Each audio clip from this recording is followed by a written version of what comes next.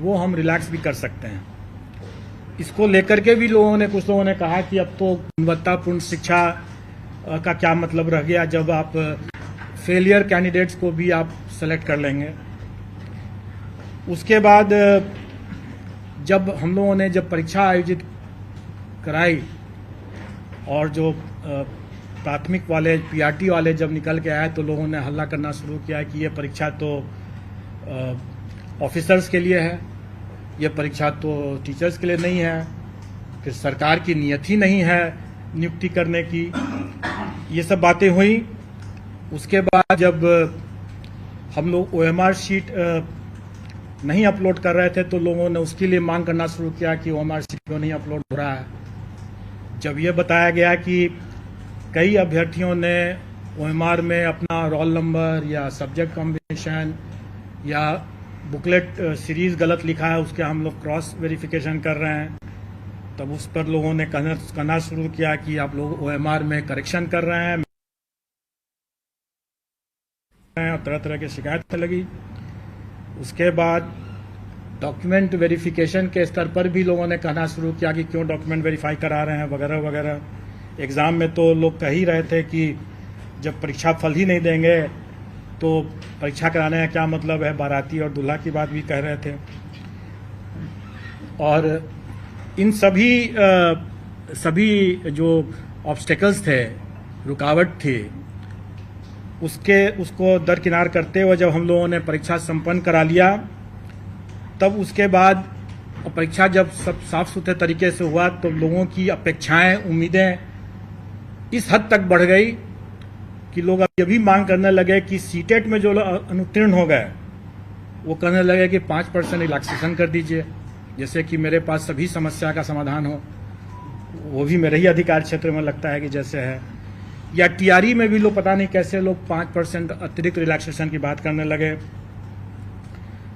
उसके बाद अभ्यर्थी 1000 गलतियां करें, सर्टिफिकेट्स में तरह तरह की गलती करें, बोले कि मेरा से तो यह गलती हो गया, मुझसे यह गलती हो गया, मुझे और मौका मिले, मुझे और मौका मिले। और इतनी गलतियों के बावजूद भी जब वो आयोग से ये अपेक्षा करने लगे कि हम तो टाइमली रिजल्ट दे दें और अगर हमें विलंब हो रहा है तो हम भ्रष्टाचारी हैं, अगर हम ओएमआर में विलंब से अगर कर रहे हैं तो भ्रष्टाचारी हैं, रिजल्ट टाइम पर नहीं दे रहे हैं, तुरंत नहीं दे रहे हैं, चाहे उनकी कितनी भी गलतियां हों, लेकिन हम अगर रिजल्ट टाइम पर नहीं दे रहे हैं तो हम गलत कर रहे हैं। सब कुछ होने के बाद अब जब अभ्यर्थी इतनी अपेक्षाएं अपनी बढ़ा लिए और आप लोग भी बढ़ा लिए तो सरकार भी पीछे क्यों रहती।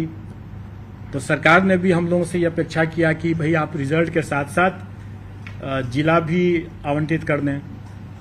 अब आप देखें कि हमारे काम कितने बढ़ गए और ये सभी काम हमें बिना किसी मिस्टेक के, बिना कोई त्रुटि के फुल प्रूफ तरीके से करना है। ये छोटी बात नहीं है।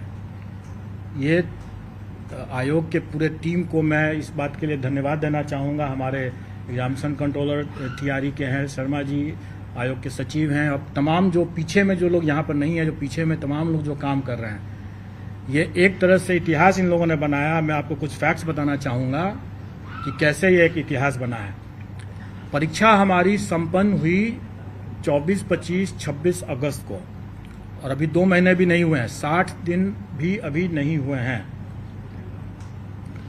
और हम लोगों ने 43 पेपर विषय उसका परीक्षा फल बना लिया है और सभी कैंडिडेट्स को हम लोगों को जिला भी आवंटित करना था, इंटू 38 कर दीजिए, तो हर जिला के लिए भी हम लोगों ने सूची बना लिया है। और आप लोगों ने देखा होगा कि अभी तक जितने परीक्षा फल घोषित हुए हैं सब में जिला भी हम लोगों ने आवंटित कर दिया है। तो अगर देखा जाए तो 43 प्रश्न अगर विषय अगर मान लें, अब उसको ही मान लें, तो एक दिन भी अगर एक पर लगाएं अगर, तो उससे अधिक कितना फास्ट हो सकता है। दूसरा ये भी कि आज तक बीपीएससी के इतिहास में इतनी जल्दी इतने ढेर सारे रिजल्ट्स नहीं दिए गए हैं, ये प्रथम हुआ है। दूसरी बात जो लोग कहते रहे कि हम लोगों ने रिलैक्स कर दिया क्वालिफाइंग कट ऑफ को 75% हासिल करने के लिए इस उद्देश्य से, और इसमें गुणवत्तापूर्ण शिक्षा प्रभावित हुई, तो ऐसी कोई बात नहीं है। आप लोगों को ये सुखद आश्चर्य होगा, और ये बात तो हम लोगों को भी अनुमान था कि बिहार के अभ्यर्थी काफ़ी काबिल हैं और उन्हें ये इनका काफ़ी एक्सपीरियंस भी है, तजुर्बा है ऐसे प्रतियोगी परीक्षाओं को देते रहने का, और इसीलिए हम लोग कॉन्फिडेंट थे। जबकि कई लोगों ने इस बात को उठाया था कि बड़ा कठिन प्रश्न आ गया है, कैसे होगा, क्या होगा, लेकिन मैं आप लोगों को बता दूं कि कुछ ही 2-3 ही विषय छोड़ करके, और उसमें निश्चित तौर पर वो प्राथमिक का जो मामला था जिसमें कि सबसे ज़्यादा लोग विवाद कर रहे थे कि बड़ा टफ क्वेश्चन आ गया है, उसमें तो बिल्कुल ही नहीं। किसी भी विषय में 1-2 विषय को छोड़ करके, 1-2 मामले को छोड़ करके, किसी भी मामले में हमें अपने क्वालिफाइंग कट ऑफ को रिलैक्स करने की जरूरत नहीं पड़ी। सभी अभ्यर्थी अच्छी गुणवत्ता के हैं और जो सफल हुए हैं वो निश्चित तौर पर अच्छे लोग हैं। इस परीक्षा में हम लोगों ने बड़े पैमाने पर टेक्नोलॉजी का उपयोग किया।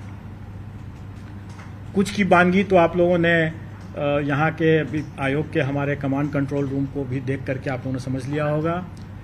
कुछ की बानगी जो मुन्ना भाई पकड़े गए उन्हें भी अब समझ में आ गया होगा।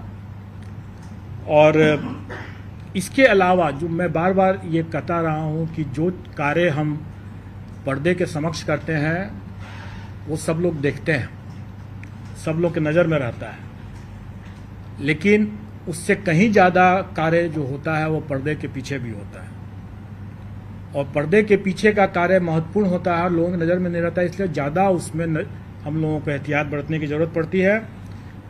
आज जो हम इतने परीक्षा फल को बनाए हैं और आज जो हम जिला आवंटन कर पाए हैं इतने कम समय में, इसका श्रेय जाता है हम लोगों के टेक्नोलॉजी को यूज़ करने का। हम लोगों ने सारा चीज़ सॉफ्टवेयर से किया, रिजल्ट भी बनाया सॉफ्टवेयर से, और डिस्ट्रिक्ट एलोकेशन भी सॉफ्टवेयर से हम लोगों ने किया है।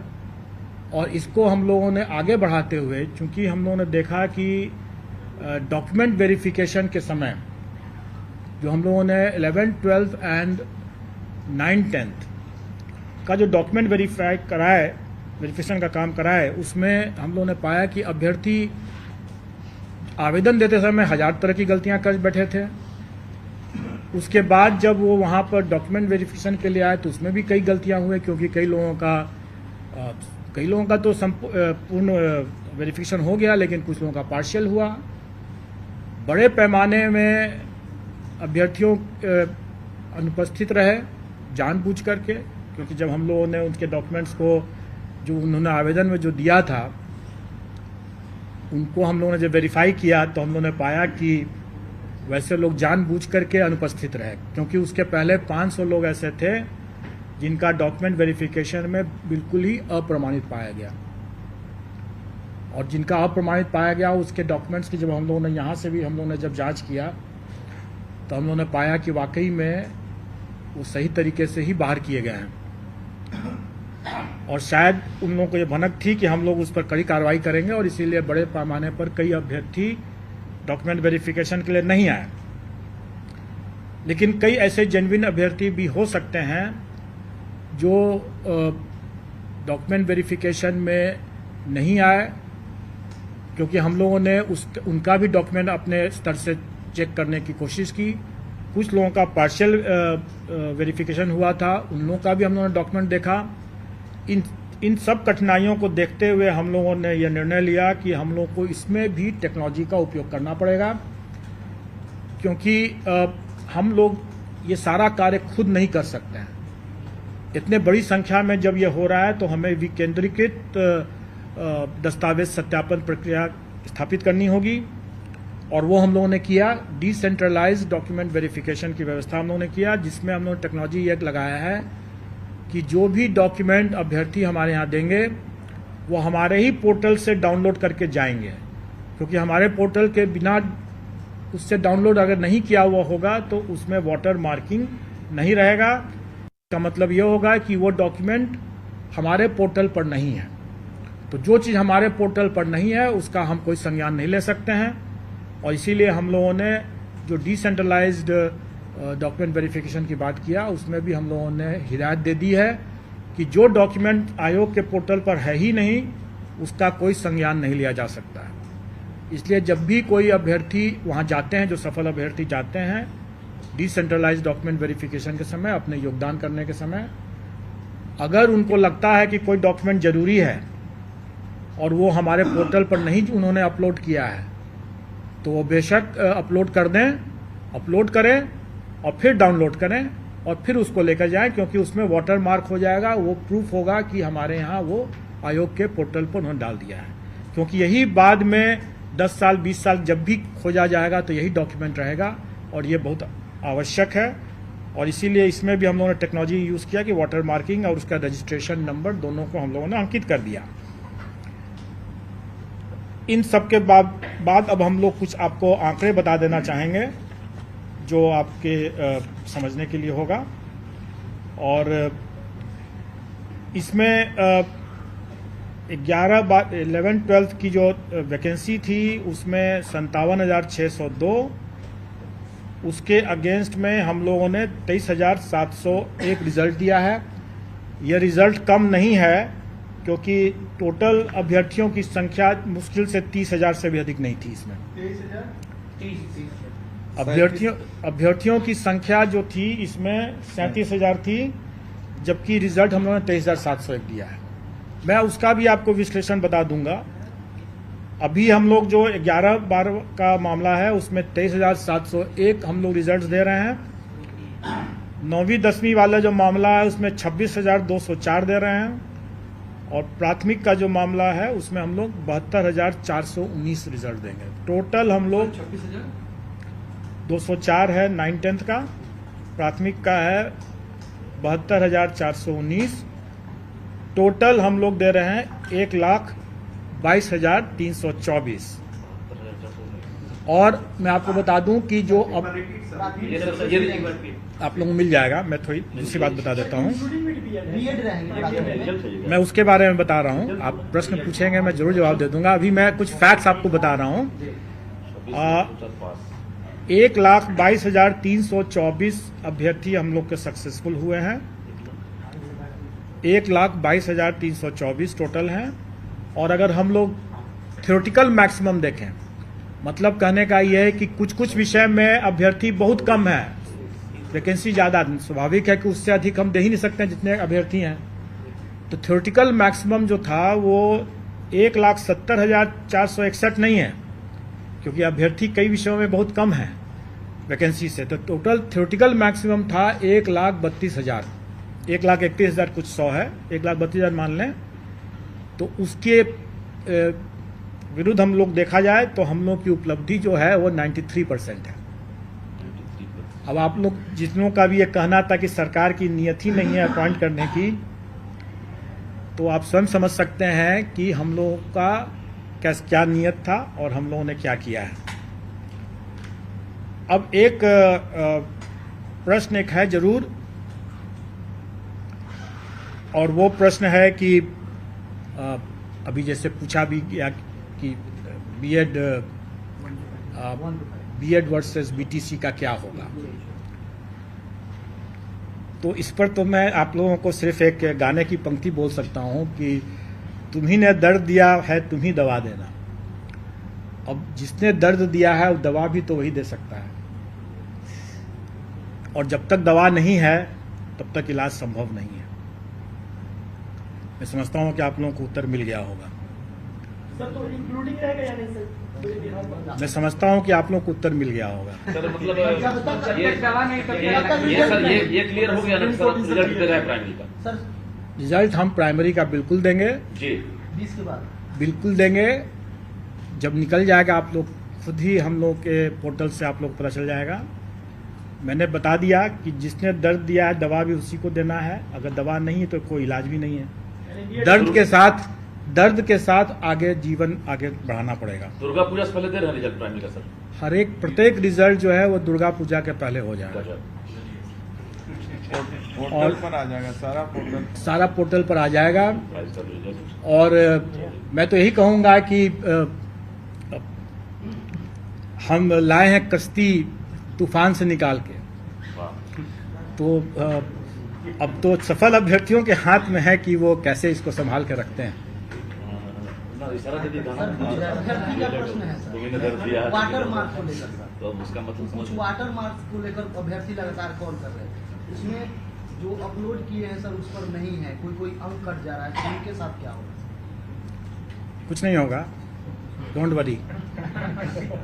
सर अगर कोई, जैसे मैंने क्या कहा कि हम लोग इसको पोर्टल को ओपन कर दे रहे हैं, अगर कोई अभ्यर्थी अपलोड नहीं कर सके हैं वो भी वहां पर अपलोड कर लेंगे और फिर से डाउनलोड करके जाकर दिखा देंगे। सर एक सवाल है, आपने कहा सबसे तेज रिजल्ट दिए हैं, लेकिन रिक्तियों के मुताबिक अगर देखा जाए तो नहीं, हमने ये भी कहा कि हम लाए कश्ती तूफान से निकाल सर, के। योग्य ये अभ्यर्थी पूरे तूफान के माहौल से हम लोगों ने कश्ती निकाल के लाया। सर सीटें खाली रह गई, क्या मानते हैं अभी भी योग्य अभ्यर्थी की कमी है बिहार में? देखिए, जो सीट खाली रह जाती है या जैसे डॉक्यूमेंट वेरिफिकेशन जो अभी प्राइमरी का डिसेंट्रलाइज्ड वे में नए तरीके से अभी होना बाकी है, जो कि योगदान के समय होगा, जो डॉक्यूमेंट वेरिफिकेशन हम लोगों ने कराया डिसेंट्रलाइज्ड वे में 9, 10th, 11, 12th का, उसमें जो हम लोग का पार्शियली वेरीफाइड हुआ उनको हम लोग फिर से मौका दिए हैं और वो वहाँ पर जा कर के दिखा सकते हैं। उसके अलावा ये भी है, जैसे बहुत बार लोग बोलते रहे हैं कि कई अभ्यर्थी अपना गलत सर्टिफिकेट दे दिए जो कि उनकी अर्हता नहीं थी। अब STET की परीक्षा, B.Ed की परीक्षा के पहले या बाद में, या PG की परीक्षा के पहले या बाद में, ये सब निर्णय राज्य सरकार को करना है। लेकिन अगर मान लें, आपसे मैं एक प्रश्न कर रहा हूं कि मैं एक अभ्यर्थी हूं और मैंने 11, 12th भी क्लियर कर लिया और 9, 10th भी क्लियर कर लिया, तो हम अगर उसको 11, 12th में अगर उसका हम डिक्लेयर करेंगे रिजल्ट और 9, 10th में नहीं करेंगे और कहीं वो 11, 12th की डॉक्यूमेंट वेरिफिकेशन में पोस्ट ग्रेजुएट डिग्री उसका नहीं सही पाया गया तो वो बाहर हो जाएगा। और अगर हम 9, 10th में उसका रिजल्ट नहीं देंगे तो उसमें ही बाहर हो गया, जबकि हो सकता है कि अंडर ग्रेजुएशन में वो सही हो उसका। तो इसलिए हम लोगों ने रिजल्ट में किसी को वंचित नहीं किया है।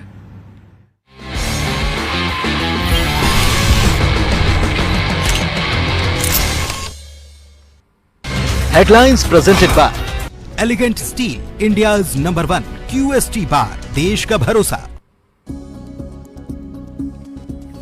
बिहार में लॉन्च हुआ चौथा कृषि रोड मैप, राष्ट्रपति द्रौपदी मुर्मू ने किया शुभारंभ। 3 दिवसीय दौरे पर पटना पहुंची हैं राष्ट्रपति। कृषि रोड मैप का सीएम नीतीश ने किया गुणगान, कहा उत्पादकता से बढ़ी किसानों की आमदनी, चौथा कृषि रोड में बचे हुए काम होंगे पूरे। शुरुआत करेंगे।